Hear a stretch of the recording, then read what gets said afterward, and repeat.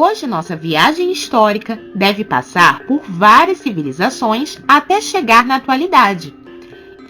Vamos falar sobre os testes de gravidez ao longo da nossa história. Além de informativo, este vídeo vai te arrancar boas risadas. Mas não deixe de dar um like para ajudar na divulgação dentro da plataforma. Quanto mais interação, mais crescimento do canal e mais vídeos legais chegarão até você.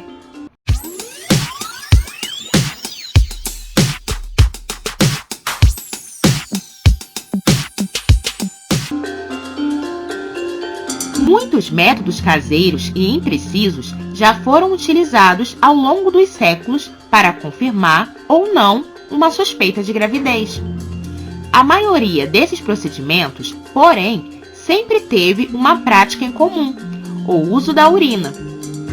Desde as primeiras tentativas de se confirmar a gravidez, acreditou-se que a urina poderia dar a resposta, o que não é errado, pois até hoje usamos o xixi para fazer os testes de farmácia modernos.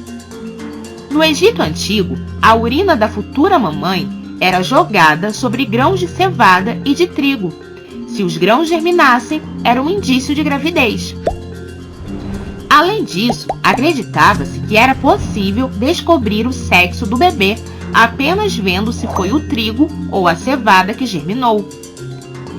Segundo o egiptólogo Kim Herold, da Universidade de Copenhague, se a cevada crescesse, seria um menino, e se fosse o trigo, seria uma menina. Se nenhum crescesse, a mulher não estaria grávida.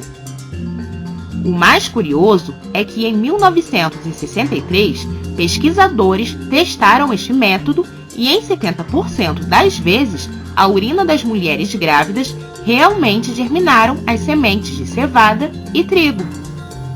Ao mesmo tempo, a urina dos homens e das mulheres não grávidas não despertavam as sementes. Outro teste conhecido do Antigo Egito era o teste da cebola, onde as mulheres dormiam com uma cebola cortada no genital. Se seu hálito tivesse cheiro de cebola na manhã seguinte, ela não estava grávida. Os egípcios acreditavam que quando a mulher está grávida, o útero se fecha, portanto, nenhum odor poderia atravessar. Mas se a boca cheirasse a cebola, o útero estava aberto e os cheiros de baixo chegariam em cima. Já na Europa da Idade Média, a aparência do xixi era muito valorizada, não somente para testar gravidez, mas também para detectar várias doenças. Para descobrir se uma mulher medieval estava grávida ou não, a urina era misturada ao vinho ou qualquer bebida com álcool. Eles esperavam que a urina de uma grávida reagisse de alguma forma com o álcool, alterando sua cor. Os registros indicam que o vinho tinto perdia a coloração quando a mulher está grávida, e caso fosse negativo, o vinho manteria a cor. Foi apenas no fim do século XIX e início do XX que começou-se a desvendar o caminho para detectar uma gravidez com mais precisão. Em 1904, com a descoberta dos hormônios liberados por nossas glândulas, começou-se a clarear as ideias de novos e mais assertivos testes de gravidez. Por volta dos anos 1920, o hormônio chamado HCG, presente na placenta e, consequentemente, no xixi, começou a ser usado como uma forma de testar a gravidez. Os cientistas sabiam que esse hormônio fazia com que mamíferos como ratos e coelhos ovulassem, e isso podia ser usado como teste com muita chance de acerto. Muitos testes chegaram a ser feitos, mas o problema é que o único jeito de saber se os mamíferos haviam ovulado era mantando e dissecando o animal. Isso era impraticável e logo perdeu a força e ganhou proibições. Mais adiante, por volta de 1930, um médico inglês descobriu que o hormônio produzido pela mulher grávida causava o mesmo efeito nos anfíbios. Sempre que fêmeas eram expostas à urina de uma grávida, Elas faziam postura de ovos, e isso podia ser facilmente verificado, e não era preciso sacrificar o animal. Ao mesmo tempo, o mesmo animal poderia ser usado em outros testes.